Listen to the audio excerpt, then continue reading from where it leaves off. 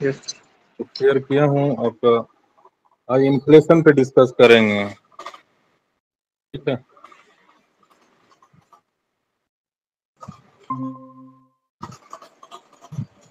Today we will discuss on inflation.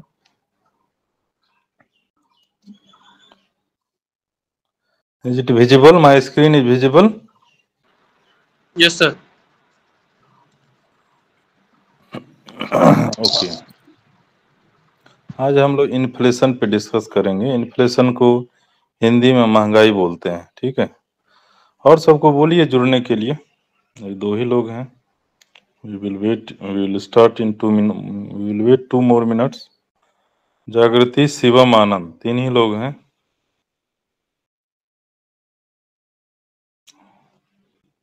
What about others? कोई group तो यही है ना, इसमें सब हैं या और किसी ग्रुप में लिखे हैं? इसमें ही सब है और आप उसमें भी डाल सकते हैं सर। वो बीसीए वाला? टीचर, हाँ टीचर वाला भी। ठीक।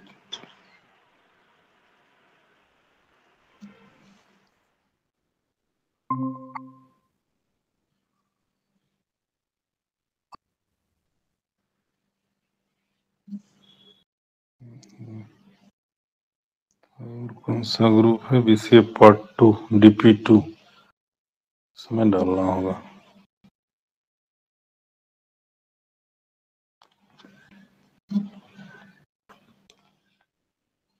2 4 6 स्टूडेंट हैं।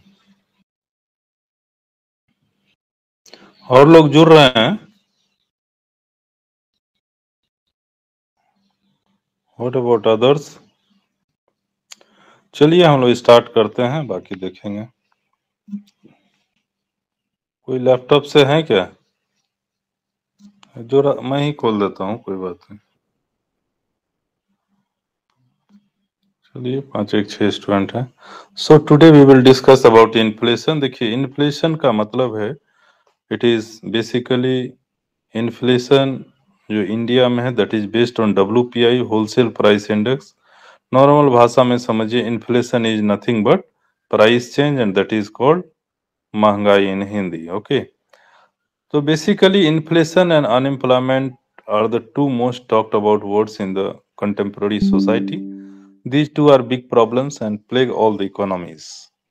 Almost everyone is sure that he knows what inflation exactly is, but it remains a source of great deal of confusion because it is difficult to define it unambiguously. ये वैसे ही बता रहा है।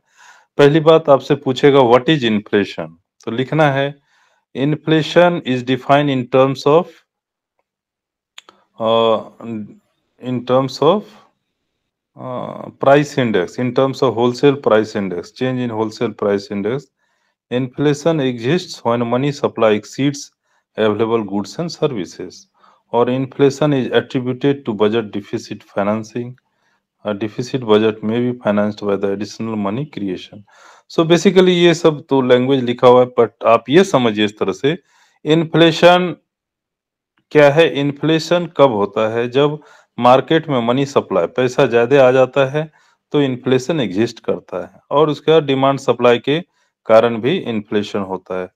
Now actually inflation है क्या? Inflation is nothing but rising the price level. It is not high prices but rising price level that constitute inflation. It constitutes an overall increase in price level. It can be viewed as the devaluing of the worth of money. In other words, inflation reduces the purchasing power of money. A unit of money now buys less. Inflation can also be seen as a recurring phenomenon. देखिए, मैं पहले ही बताया था, अगर कोई newspaper खरीदते हैं 2 रुपये में, अब वो न्यूज़पेपर 5 रुपये हो गया, तो आपका पहले 2 रुपये का वैल्यू था, अब आपका 2 रुपये का वैल्यू नहीं रहा, और आप 5 रुपये, मिनिमम 5 रुपये चाहिए आपको। तो इस तरह से क्या हुआ? When price is increasing, the value of currency, the value of money decreases, okay. तो जब प्राइस बढ़ता है उसी को इन्फ्लेशन बोलते हैं। तो इन्फ्लेशन से क्या होता है? करेंसी कमजोर होता है, उसको इकोनॉमिक टर्म में डिवैल्यूएशन बोलते हैं। Devaluation, devaluing the currency, worth of money, ठीक है।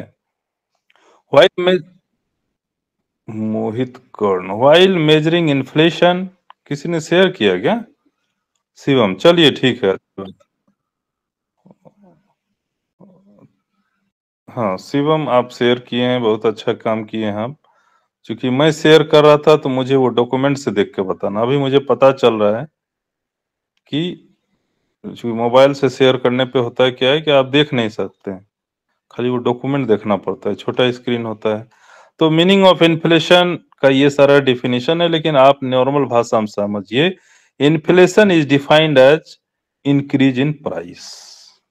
Increase in price mean the sense, let's say if we talk about inflation in 2024 May, 18 May, then we will see 18 May 2023 what was the inflation, and that is called year on year basis. ऐसा नहीं inflation कल मान लीजिए 100 रुपया था, आज 102 रुपया दाम हो गया, वो नहीं, पिछले साल उसी डेट को कितना प्राइस था और आज कितना प्राइस है, वो ईयर ऑन ईयर बेसिस पे इन्फ्लेशन कैलकुलेट होता है। ओके, ये पहली बात। दूसरी बात, इन्फ्लेशन को क्या कहा जाता है? इन्फ्लेशन को आपको basically change in price index बोलते हैं, इंडेक्सिंग करके, ठीक है। तो inflation is high, it means there is increase in price level. और थोड़ा बहुत बोलता है इकोनॉमी में हल्का इन्फ्लेशन होना जरूरी है, नहीं तो इकोनॉमी जो है इम्प्रूव नहीं करेगा, ठीक है। और डिफ्लेशन जो है इन्फ्लेशन का अपोजिट होता है। अगर सुस्ती चल रहा है, मतलब इफ प्राइस इज डिक्रीजिंग, ठीक है, मंदी चल रहा है, आदमी के पास पैसा है नहीं, सामान बिक नहीं रहा है, सामान का दाम घटा देना, उसी को मंदी बोलते हैं, दैट इज कॉल्ड डिफ्लेशन। और डिफ्लेशन का एक्सट्रीम सिचुएशन जब हो जाता है तो उसको डिप्रेशन बोलते हैं, ठीक है। जो इकोनॉमिक डिप्रेशन हुआ था, आर्थिक मंदी हुआ था 1932 के दरमियान, 1939 के आसपास, द्वितीय विश्व युद्ध के समय, ठीक है। तो वो आप लोग स्कूल में या पहले भी पढ़े होंगे। So now while measuring inflation we take into account large number of goods and services used by the people of a country and then calculate average increase in the price of those goods and services over a period of time. A small rise in prices or a sudden rise in prices is not inflation since they may reflect the short term working of the market. तो basically ये बोलता है long term में जो inflation होता है वो हमारा इम्पोर्टेंट होता है, ठीक है। इसके बाद आगे जो है we will talk about the types of inflation. Screen आपका ये कीजिए, उसको थोड़ा सा नीचे का लाइन नहीं दिख रहा है आपको?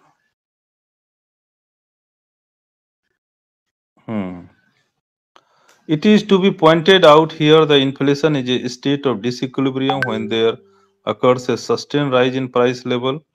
It is inflation if the price of most goods go up. Such a rate of interest in prices may be both slow and rapid. However, it is difficult to detect whether there is an upward trend in prices and whether whether this is downward trend. Next कीजिए आगे। ये दिखना इतना छोटा ही क्यों दिख रहा है ये? हाँ, अब इन्फ्लेशन कैसे मेजर करेंगे, ये एग्जांपल सीखिए। आप अपना एग्जांपल भी बना सकते हैं, लेकिन ये एग्जांपल देखिए इन्फ्लेशन रेट कैसे होता है। मान लीजिए दिसंबर 2007 में, suppose in December 2007 the consumer price index was 193.6 and December 2008 it was 223.8। मैं बोला ही आज के डेट में जो देख रहे हैं वही पिछले साल के डेट में देखेंगे, और 10 इन्फ्लेशन रेट इज वो दोनों का डिफरेंस डिवाइडेड बाय 193.6 इंटू 100, तो वो 15.6% आया। तो this is called inflation. Again I repeat, आप बेस ईयर का देखेंगे, जैसे मान लीजिए इन्फ्लेशन आपका 2024 का देखना है, 2023 मई में कितना रेट था इंडेक्स का, इंडेक्सिंग करते हैं, कंज्यूमर प्राइस इंडेक्स ये बता रहा है, लेकिन इंडिया में होलसेल प्राइस इंडेक्स यूज करते हैं, WPI बोलते हैं जिसको शॉर्ट में, ठीक है। हाँ, थोक मूल्य सूचकांक बोलते हैं हिंदी में। WPI मान के चलिए, अभी मान लीजिए इसने 2007 और 2008 का एग्जाम्पल दिया है, उसी तरह से आप 2023 और 24 का एग्जाम्पल लेके उसी को मान लीजिए 193.6 है और 223.8 है, तो दोनों का पहले डिफरेंस दिखाएंगे, 223.8 में से 193.6 घटाएंगे और उसका परसेंटेज 193.6 से डिवाइड करेंगे और वो जो निकलेगा उसको 100 से मल्टीप्लाई करेंगे, that is called 15.6%. As inflation is a state of rising prices, deflation may be defined as a state of falling prices but not fall in prices. Deflation is thus opposite of inflation, a rise in the value of money or purchasing power of money. Disinflation is also slowing down of rate of inflation. उसी का उल्टा होता है deflation, जो कि मैंने पहले ही बताया. अब आइए टाइप्स ऑफ इन्फ्लेशन पे डिस्कस करें कि इन्फ्लेशन कितने तरह का होता है. ये आपको एग्जाम में लिखना होता है. As the nature of inflation is not uniform in economy for all the time, it was to distinguish between different type of inflation, different types of inflation. Such analysis is useful to study. ठीक है. Now ये inflation का type क्या क्या है. ये there are different types of inflation on contemporary society. In the contemporary society on the basis of causes there is first inflation. पहला जो है वो है करेंसी इन्फ्लेशन. ठीक है. This type of inflation caused by printing of currency notes. Market में अगर पैसा ज्यादा आ गया, मनी सप्लाई ज्यादा आ गया, करंट मुद्रा ज्यादा छप के आ गया, तो इकोनॉमी में इन्फ्लेशन होगा और महंगाई होगा, क्योंकि सबके पास पैसा आ जाता है. पैसा होने पे आदमी परचेजिंग पावर कैपेसिटी बढ़ता है और सामान खरीदता है. इसके कारण जो है इन्फ्लेशन होता है. ठीक है. उसके बाद सेकेंड पॉइंट है क्रेडिट इन्फ्लेशन. अब क्रेडिट इन्फ्लेशन कहता है अगर कोई इंस्टीट्यूशन है, being profit making institution, commercial banks sanction more loans and advances to the public then what the economy needs, such credit expansion leads to a rise in price level. अब देखिए कहता है कि कॉमर्शियल बैंक लोन देता है, ठीक है, public को. ठीक है. आदमी लोन लेके काम करता है. जैसे क्रेडिट इन्फ्लेशन क्या हुआ, आप लोन लिए तो आपको आपका इकोनॉमी में महंगाई होगा, क्योंकि लोन लिया, वो कुछ बिजनेस करेगा या कोई पर्पस को यूज करेगा, फिर वो चुकाएगा. तो इस तरह से क्रेडिट से क्या होता है, वो चूंकि इंटरेस्ट रेट लेता है, इंटरेस्ट रेट और इन्फ्लेशन लिंक होता है, इसीलिए वो जो है प्राइस लेवल बढ़ जाता है और that is called credit inflation. Okay. उसके बाद तीसरा है deficit induced inflation. The budget of the government reflects a deficit when expenditure exceeds revenue. To meet this gap government may ask the central bank to print the money. अब देखिए, जैसे सरकार को पैसे की जरूरत है तो क्या कहता है government, reserve bank of India को बोलता है कि भाई पैसे छाप दो, टू प्रिंट मनी. उससे क्या आता है डेफिसिट. जैसे मान लीजिए इकोनॉमी में डेफिसिट है, उसको बैलेंस करने के लिए एडिशनल मनी रिक्वायर होता है, और जब भी मनी ज्यादा आएगा इकोनॉमी में छपेगा. Since pumping of additional money is required to meet the budget deficit, any price rise may be called the deficit induced inflation. तो इस तरह से डेफिसिट को मैनेज करने के लिए मनी जो छापता है, प्रिंट करता है, उससे इकोनॉमी में जो इन्फ्लेशन होता है उसको हम बोलते हैं डेफिसिट इन्फ्लेशन. ठीक है. उसके बाद नेक्स्ट जो ये सबसे इंपॉर्टेंट है डिमांड पुल इन्फ्लेशन. आइडियली इसके बारे में भी पूछ देता है कभी, डिमांड पुल और कॉस्ट पुश. ठीक है. डिमांड में पुल लगाता है, कॉस्ट में पुश लगाता है. ठीक है. मांग और पूर्ति वाली बात है. अब डिमांड पुल इन्फ्लेशन क्या है, देखिए आप पहले ही पढ़े हैं कि मार्केट डिमांड में क्या होता है और गवर्नमेंट डिमांड क्या होता है, पब्लिक डिमांड. तो डिमांड पुल इन्फ्लेशन को ऐसे समझिए कि an increase in aggregate demand over the available output leads to a rise in the price level. Such inflation is called demand pull inflation. कोई भी चीज का अगर डिमांड, जैसे मान लीजिए कुर्सी है, कुर्सी का डिमांड हाई हो गया तो कुर्सी का दाम बढ़ जाएगा ऑटोमेटिक, उसी को डिमांड पुल इन्फ्लेशन, मांग के कारण जो इन्फ्लेशन हुआ. Such inflation is called demand pull inflation, जिसको डीपीआई भी बोलते हैं. But why does government at demand rise, ये सोचने वाली बात है, अच्छी डिमांड क्यों बढ़ता है. तो classical economist attribute this rise in,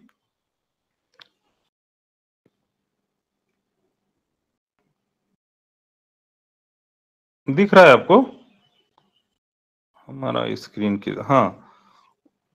तो हम ये बोल रहे हैं classical economist attribute this rise in aggregate demand to money supply. If the supply of money in an economy exceeds the available goods and services, DPI, demand pull inflation appears. ठीक है, supply of money, अगर मान लीजिए supply of money जो है आपका, supply of money कम हो गया, ठीक है, supply of money in economy exceeds the available goods and services, DPI appears. It has been described by the Colburn as a situation of too much money chasing too few goods. तो ये कह रहा है कि अगर supply of money economy में ज्यादा हो गया तो वो महंगाई को जन्म देगा, ठीक है। किनीजियन का जो ये तीर वाला है, ये आप लोग डायग्राम बना लीजिएगा। इंक्रीज इनकम, उससे एडिशनल डिमांड होगा, उससे इंक्रीज इन प्राइस लेवल, और इसको डिमांड पुल इन्फ्लेशन। जब आपके पॉकेट, देखिए ऐसे समझिए, पैसा छप गया, आपका पॉकेट मनी बढ़ा, आपके हाथ में रुपया ज्यादा आ गया, तो आप क्या करेंगे? डिमांड करेंगे। डिमांड करने से क्या होगा? इंक्रीज इन प्राइस लेवल, और इसी इंक्रीज इन प्राइस लेवल को क्या बोलते हैं? डिमांड पुल इन्फ्लेशन, ठीक है। तो ये डायग्राम बहुत इंपॉर्टेंट है, ये तीर वाला जो है ये आप लोग बना लीजिएगा, इससे थोड़ा लगेगा कि कुछ थोड़ा सा अच्छा आंसर किया जा रहा है, ठीक है। इसमें ये इस तरह से ब्यूटिफिकेशन करना है। अब देखिए, Keynesian hold different argument. Keynesian फिर बाद में एक आर्ग्यूमेंट बोला था। They argue that there can be an autonomous increase in aggregate demand और spending such as rise in consumption demand और इन्वेस्टमेंट, गवर्नमेंट एक्सपेंडिचर और टैक्स कट और net increase in exports with no increase in money supply, ठीक है। This would prompt upward adjustment in price, thus DPI, DPI क्या होता है आपका? Demand pull inflation is caused by monetary factors, classical adjustment and non-monetary factor, Keynesian argument। तो आखिर demand pull inflation ये short में ये बता रहा है कि ये दोनों चीज के कारण होता है, ठीक है, मॉनेटरी और नॉन मॉनेटरी दोनों फैक्टर के कारण। अब DPI can be explain in terms of figure 4.2। 4.2 figure देखिए नीचे बनाया है, ये अगले पेज में है। Where we measure output on the horizontal axis and price level on the vertical axis. In range 1 total spending is too short of full employment output. YF there is little or no rise in the price level. As demand now rises, output will rise. So the economy enter range 2 where output approaches towards full employment situation. Note that in this region, price level begins to rise. Ultimately, the economy reaches full employment situation range 3 where output does not rise but price level is pulled upward. This is demand pull in. तो देखिए चित्र दिखाइए, next page में होगा। क्या है जी? Share the next page. हाँ, ये देखिए, तो ये जो बता रहा है इंक्रीज इन टोटल स्पेंडिंग, पहला तो रेंज है कि फ्लैटर, रेंज 1 छोड़ दीजिए, रेंज 2 जो है आपका, देखिए रेंज 2 और रेंज 3 तो चलिए वो भटी, तो रेंज 2 वाला रीजन जो है आपको DPI appears after full employment. अच्छा, फुल एम्प्लॉयमेंट के बाद ये बता रहा है कि DPI होता है, तो इस लाइन के बाद बता रहा है इंक्रीज इन टोटल स्पेंडिंग। तो ये ट्रेडिशनल कंसेप्ट में बता रहा है कि जब फुल एम्प्लॉयमेंट में हो तो आदमी का क्या होता है? आउटपुट फिक्स है और डिमांड बढ़ जाता है। आउटपुट फिक्स है, डिमांड बढ़ गया तो प्राइस लेवल इंक्रीज हो जाता है, ठीक है। और सर्टेन के बाद वो आपका जो है प्राइस लेवल इंक्रीज हो जाता है। फुल एम्प्लॉयमेंट जब सब आदमी एम्प्लॉयड है और सबको पैसा है, तो इस तरह से, तो ये ग्राफ आपको DPI appears after full employment. तो ये जो तीर देख रहे हैं इंक्रीज इन टोटल स्पेंडिंग, वही आपका इन्फ्लेशन क्या बता रहा है, ठीक है। कॉस्ट पुश इन्फ्लेशन, अब दूसरी बात कहेंगे, इन्फ्लेशन इन एन इकोनॉमी में rise from the overall increase in the cost of production, जैसे सामान का दाम बढ़ गया, दिस कॉस्ट बढ़ गया आपका, this type of inflation is also known as cost push inflation. Cost of production में rise due to an increase in the price of raw material, wages etcetera. कोई भी चीज का सामान बढ़ता है दाम, रॉ मटेरियल बढ़ गया, मजदूरी बढ़ गया, इसी सब कारण। कोई भी देखिए नॉर्मल सामान जो भी आपको 20 रुपया मिलता था 25 में मिलने लगा, 25 में मिलता था 40 में, 30 में मिलने लगा, इस तरह से कुछ इंक्रीज हो रहा है, ठीक है। Often trade unions are blamed for wage rise since wage rate is not completely market determined, bar bar trade union भी बोलते हैं 8 घंटा काम करेंगे, वेतन बढ़ाओ, ये वो बहुत सारी होती है demand. So higher wages means high cost of production, prices of commodities are there by increase. अगर देखिए आपका कॉस्ट ऑफ प्रोडक्शन ही ज्यादा हो गया, मान लीजिए फैन को बनाने में आपको 1000 रुपया लग रहा है, तो आप 1200 रुपये में बेचेंगे, 1500 में बेचेंगे, 800 में तो नहीं बेचेंगे। जब पहले आपका 600 में बन जाता था, 800 में बेच दिए, अब बनने में ही मान लीजिए 900 लगता है, तो आप 300 रुपया मार्जिन रखेंगे। तो इस तरह से कॉस्ट पुश इन्फ्लेशन, जो कॉस्ट जो है बढ़ने पे, इनपुट कॉस्ट, जिस सामान हम सामग्री बनाते हैं वो कॉस्ट बढ़ जाने से इकोनॉमी में कॉस्ट पुश इन्फ्लेशन होता है। तो कॉस्ट पुश इन्फ्लेशन का भी ये ग्राफ बहुत इंपॉर्टेंट है। CPI stems from the leftward shift of the aggregate demand. तो देखिए increase cost of input and raw material, कोई भी इनपुट का दाम बढ़ गया, सामान बढ़ गया, तो हम क्या करेंगे, प्राइस बढ़ा देंगे, और इसी से इकोनॉमी में इन्फ्लेशन हो जाएगा। तो inflation is nothing but increase in price level and deflation is nothing but decrease in price level. The price level depends on demand and supply of the currency. Okay, तो इस तरह से आपका ये कॉस्ट पुश इन्फ्लेशन है। ठीक है, तो ये डिमांड पुल और कॉस्ट पुश का ग्राफ तो बना ही लीजिएगा, और ये बहुत ही इंपॉर्टेंट है। और उसके बाद है कि ऑन बेसिस ऑफ स्पीड और इंटेंसिटी क्रीपिंग और माइल्ड इन्फ्लेशन होता है। ठीक है, उसके अलावे दूसरा जो है आपका क्रीपिंग और माइल्ड इन्फ्लेशन के बाद दूसरा आपका आएगा वर्किंग इन्फ्लेशन। ठीक है, लेकिन मेनली जो अभी कॉस्ट पुश और डिमांड पुल और कॉस्ट पुश बताए हैं, यही आपको एग्जाम में लिखना है। ये सब सब आपका टाइप है, आगे इसको जो है देख लीजिएगा। ठीक है, लेकिन मेन जो आपको देखना है वो जो दो डायग्राम है उसमें वो करना है। ठीक है, नेक्स्ट आप इंक्रीज कीजिए। Working inflation rate of annual price lies between 3% to 4%। तो we have situation of working inflation, एक नाम दे दिया, इन्फ्लेशन जल्दी जल्दी नहीं बढ़ रहा है तो वर्किंग इन्फ्लेशन। उसके बाद एक है हाइपर इन्फ्लेशन, बहुत ज्यादा इन्फ्लेशन है तो उसको हाइपर इन्फ्लेशन बोलते हैं। ठीक है, running inflation is dangerous. Government reaction to inflation, inflation situation में भी suppressed because anti-inflationary policies pursued by the government, inflation may not be embarrassing one। तो अभी अच्छा इन्फ्लेशन था इसलिए उतना एम्बरेसिंग सिचुएशन नहीं आया। For instance increase in income leads to an increase in consumption spending, भाई pulls the price level up. ठीक है, तो आप सिंपल सी बात है, इनकम बढ़ेगा तो कंजम्पशन बढ़ेगा, वो पुल करता है प्राइस लेवल को। If the consumption spending is counted by government via price control and rationing device, the inflationary situation may be called a suppressed one. Once the government curbs are lifted, the suppressed inflation becomes open inflation. Open inflation may then result in hyperinflation। वो उसी की बात कर रहा है। अब देखिए ये इंपॉर्टेंट है, कॉजेज ऑफ इन्फ्लेशन, ये कारण क्या है ये भी पूछता है। कभी कभी सिंपली यही पूछ देता है कि what is inflation, explain the causes of inflation. Inflation की उत्पत्ति कहाँ से होता है, इसका कारण क्या है। तो inflation is mainly cause by excess demand और decline in aggregate demand. Major कारण तो यही, इसीलिए दो तरह का इन्फ्लेशन बोला जा रहा है, demand pull inflation and cost push inflation. ठीक है, former leads to a rightward shift of aggregate demand curve while the latter causes aggregate supply curve to the shift upward, leftward। ठीक है, तो वो लेफ्टवर्ड राइटवर्ड आप जान रहे हैं, बढ़ेगा तो वो आपका लेफ्टवर्ड ही शिफ्ट होगा। ठीक है, before the describing factor the that lead to a rise in aggregate demand and a decline in aggregate supply, we like to explain demand pull and cost push theories of inflation। Demand pull inflation theory बता रहा है, there are two theoretical approach to demand pull inflation theory, one is classical and other is कीनेसियन।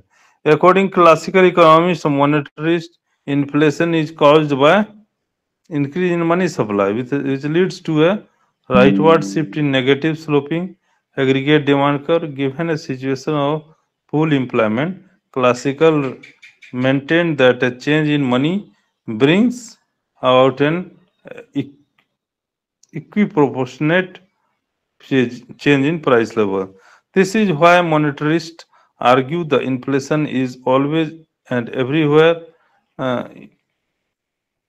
Keynesians do not find any link between money supply and price level causing upward shift in aggregate demand. According to Keynesian, aggregate demand may rise in consumer demand or investment demand or government expenditure or not exports to the employment. Such increase in aggregate demand leads to an upward increase in prices. Such a situation called DPI. Thus, it can be explained graphically. तो basically यही बता रहा है आपका कि किस तरह से इन्फ्लेशन जो है आपको टाइप है और कॉस्ट पुश इन्फ्लेशन और डिमांड पुल इन्फ्लेशन ये बहुत ही इंपॉर्टेंट क्वेश्चन है। देखिए इसका ग्राफ भी है। ये एग्रीगेट सप्लाई है और ये एडी एग्रीगेट डिमांड है, ठीक है। और उस पे आगे आईएस कलम भी है, वो भी बताएंगे, ठीक है। तो ये देखिए एग्रीगेट डिमांड जब ऊपर शिफ्ट कर गया, बढ़ गया डिमांड, तो इक्विलिब्रियम पॉइंट भी बढ़ जाएगा, ठीक है। तो इस तरह से आपका जो है इन्फ्लेशन, डिफ्लेशन और कॉजेज ऑफ इन्फ्लेशन का डायग्राम सब शेयर किए हैं और उसको आप लोग बना के तैयार कर लीजिएगा। Hope it is clear. किसी को कोई दिक्कत है यहाँ तक? We all are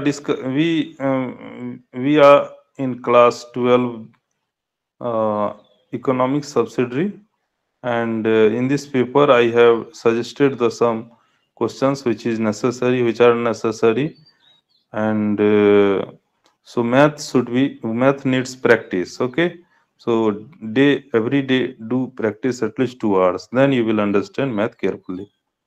Okay, so one person can take attendance or take screenshot, okay, and then we will